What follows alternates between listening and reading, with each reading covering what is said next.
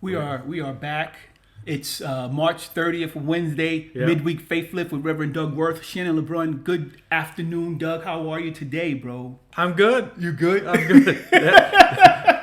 That's my line. I'm sticking to You're it. sticking to it. We just get right into it, don't we? Yeah. Yeah, Usually. We just get right into it. Yeah, it's a lot of fun. Yeah. I'm excited about well, I'm not excited about the talk. I want to admit that I'm a little I'm not going to say I'm pissed off, but I'm a little, is the right word, perturbed by the fact that, you mentioned last week that I'm responsible for my thinking. Well, the situations that I find myself in, Right. It's because of my thinking. Yeah, for And- one reason or another. Yeah, And the other I mean, thing. one week you tell me that I'm made of God stuff and I'm great and I'm not going to hell, and then this week you tell me that, hey, It's all your fault. the situations you find yourself in, a lot of it has to do with the fact that you're thinking a certain kind of way. Yes and no. Okay. On the one hand, yes. Okay. You're a certain creator of that.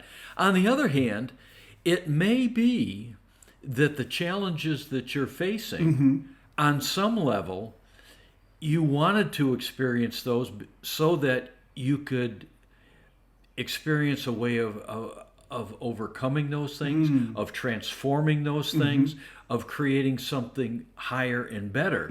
So it doesn't necessarily mean that you caused that.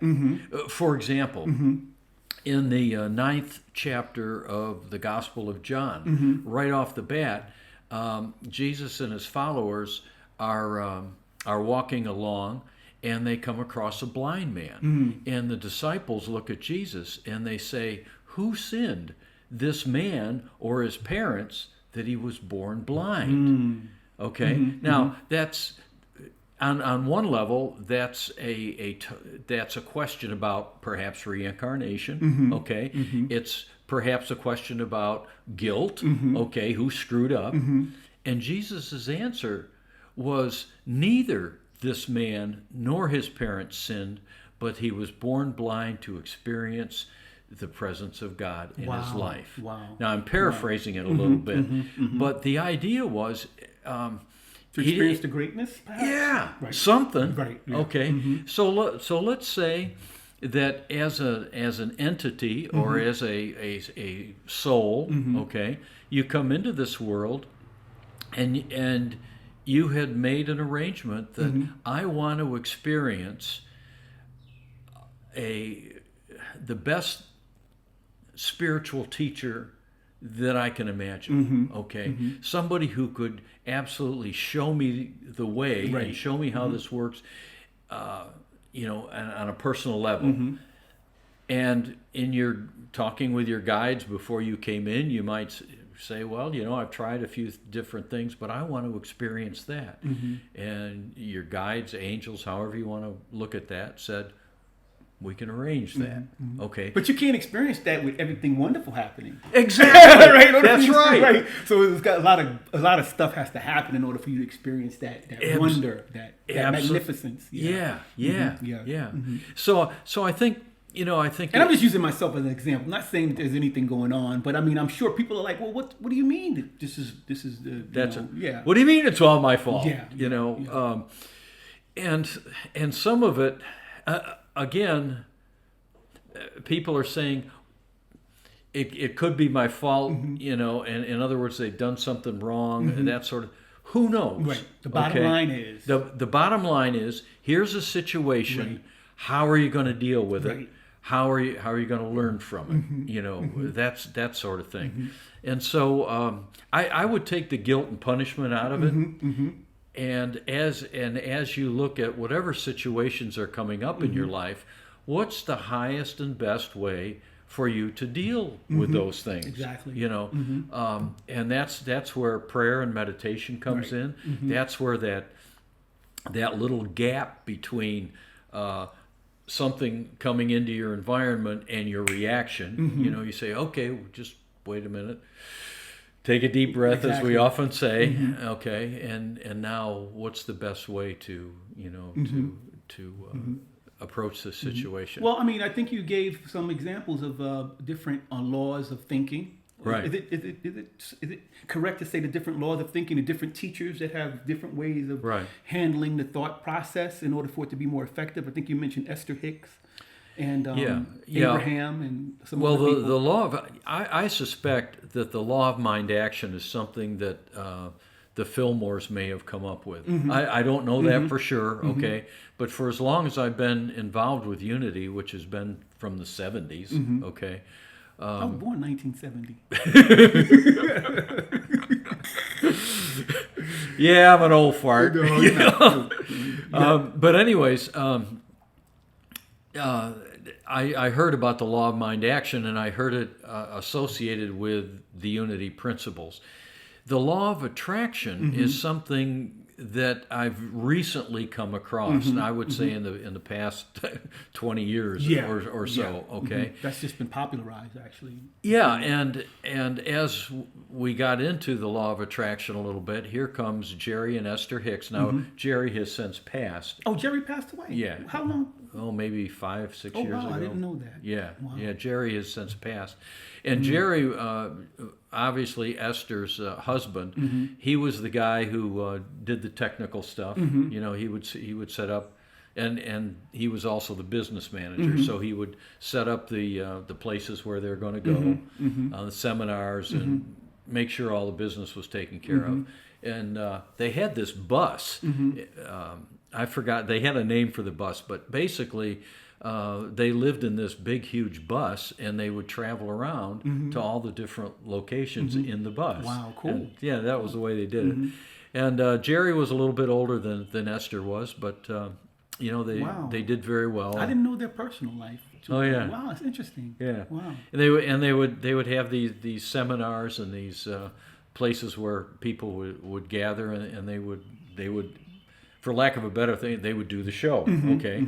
And essentially, have you ever seen one? Do you know what it looks like? I've watched hundreds of videos of Esther and Esther doing channeling Abraham. Okay, all right. So you know the situation. Yeah, okay. Well, she would just step up, and this is important too, because what Esther would do is she would do something internally to invite in these entities. Okay, and one day she simply asked them, you know, who are you?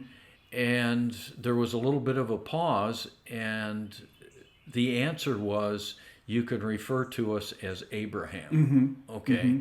In other words, there's a plurality back there, you know, and based on the question, a different, you know, a different person, soul, entity would talk, and Esther would channel that. Okay. And so she's up there and she's channeling this, and these entities are basically talking through her. And one person asked, well, where are you? And she said, well, I'm kind of off to the side watching the whole thing. But she has an arrangement with them where, you know, they, at some point in time, they leave, and Esther comes back, and, you know, that sort of thing. But the law of attraction is relatively new. Right. Okay, and there's books about it. And if you look at how they describe the law of attraction and what the Fillmores described as the law of mind action, they're essentially the same. You know, But there were some solutions, and that's what I want to get into a little bit today before we end. Is the solutions that, or the ways of thinking that we could use to become more effective thinkers, more positive thinkers. And I think you mentioned, the reason I mentioned Esther and Jerry Hicks is because I think it was a 15-second rule or 17 seconds. 16 seconds. Can you tell us a little bit about that one? Yeah, basically what happens is as you realize that you can control your thinking, and your thinking, when I talk about thinking, there's really two components to that. Okay, one is the image. Okay, and imagine yourself as an engineer. And the engineer is looking at a particular problem that he wants to solve. And he can say, well, I can do it this way, or I can do it this way, or I can do it this way. And there are various ways to do that. And he finally decides on one and says, okay, I'm going to do it this way. And he creates a blueprint or a package or a program and says, all right, this is what we're going to do. That's the image. Okay, that's that's the mental part of it. And if you, for lack of a better word, that's kind of the male energy. All right. And then there's the energy that you put with it, which is the feeling, the emotion, and that's more of the feminine energy. But it takes the male and the female to be the creative process. You need both. And I think imagination is more up here, okay? But the feeling that goes along with it.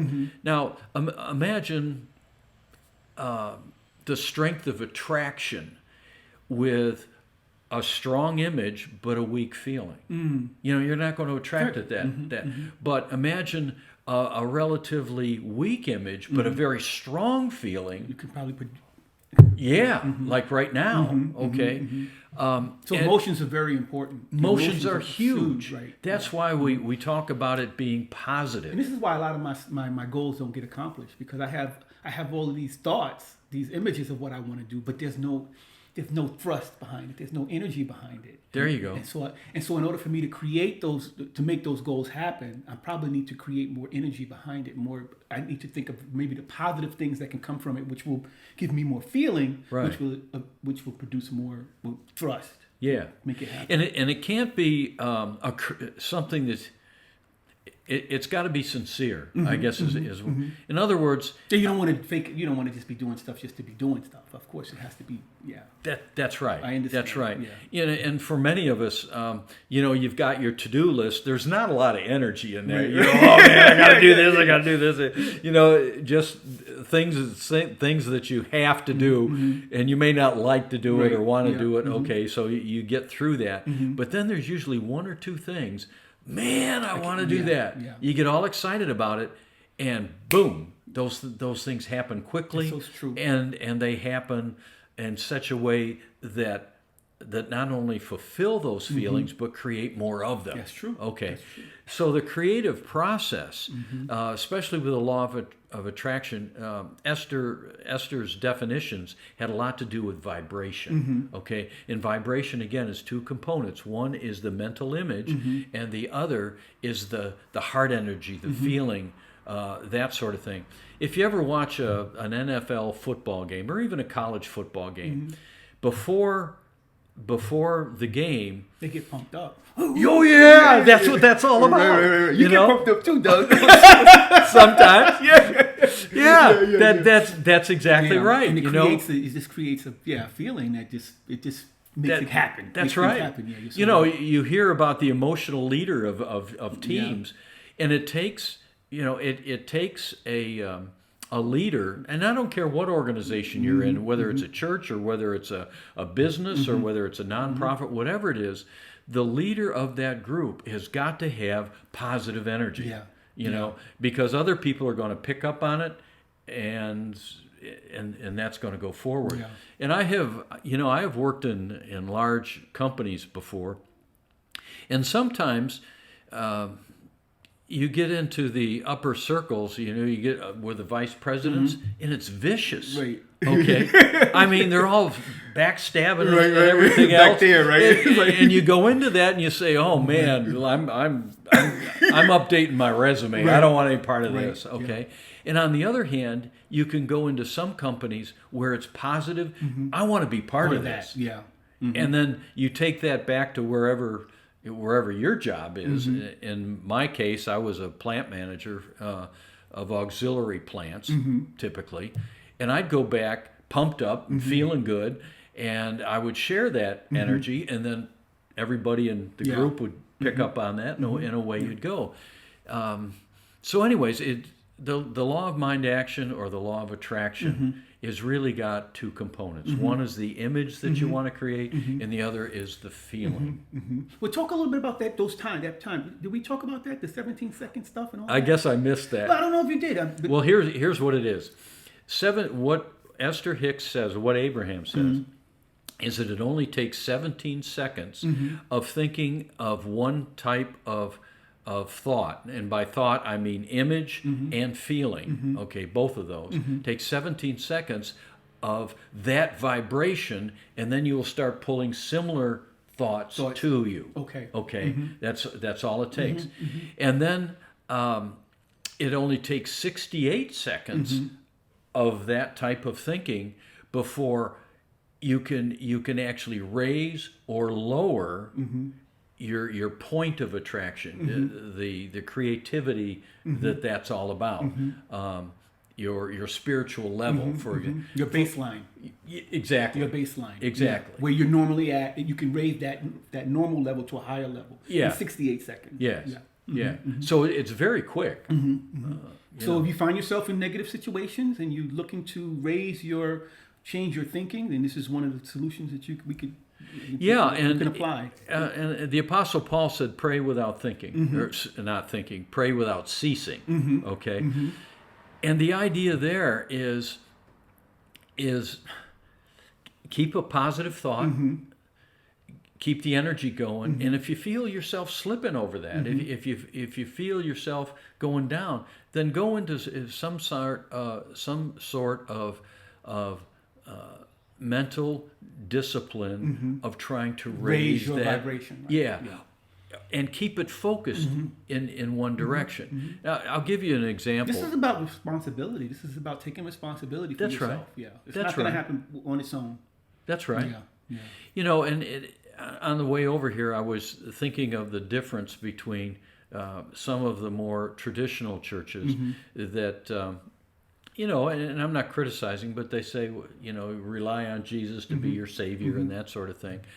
And that's all well and good if you concentrate on that, but you have to do that. Okay, you have to keep your concentration and your energy focused on the highest and the best which Jesus was the example of that. And if you do that, a lot of these difficult situations are just gonna fade away. Yeah. So if we want to sum up today's talk, we would sum it up by saying that, you create your circumstances. I would say it's all good. It's all good. Yeah. Okay. And even some of the difficult situations you might be facing in your life, take those to prayer, take those to meditation. And we're going to talk about that this Sunday. The meditation part of it. Yeah. And I can tell you, just as a sneak preview, I have had times where I was facing a very difficult situation, and I would take that to prayer, I would take that to meditation, and sometimes it's almost instantaneous where it'll turn around within maybe a few minutes, or within a couple hours. There was one particular situation which I might share this Sunday. I don't know whether it'll come up or not, but it took me all night. I knew that come Sunday morning there was something going to happen in that church service that was going to be very difficult.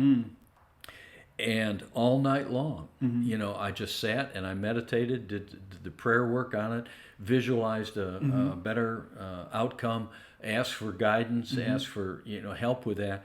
And about 5:30 in the morning, all of a sudden, I knew that it was going to be okay. I didn't know how it was going to work out, but I knew it was going to be okay. And I got up, took a shower, ate breakfast, and went. So you're talking 24 hours no sleep. All right. I had all the energy I needed. I went into the service. The situation occurred just the way I thought it was going to. In other words, it could have been nuclear, and it was just fine. Wow. It worked out, and I'll go through the details on Sunday about it. But the whole idea here, law of attraction, it's the image that you hold, the feeling that you have, the assistance that you have from unseen hands, to help you get through these things. And the more that you can take the high road and, again, follow your spiritual discipline, the more that you can simply say, it's all good. Yeah. Well, Doug, I want to thank you for coming out and joining in today. Don't forget, this coming Sunday at 10:30, we're going to have our mindful movement. Yeah, that's great. Yeah, that's a great time to get together and just kind of move and dance a little bit, and release, let go. That's the point of it. I think the point of it is, for me, anyways, just let that ego go, man. Just let it go and just let it go. And what I'm finding about that is that that movement and that 15 minutes really binds people. Yeah, it does. You know, It does. it brings community to it. You know, it's we're all looking crazy. What the hell? We all look crazy, so let's be close.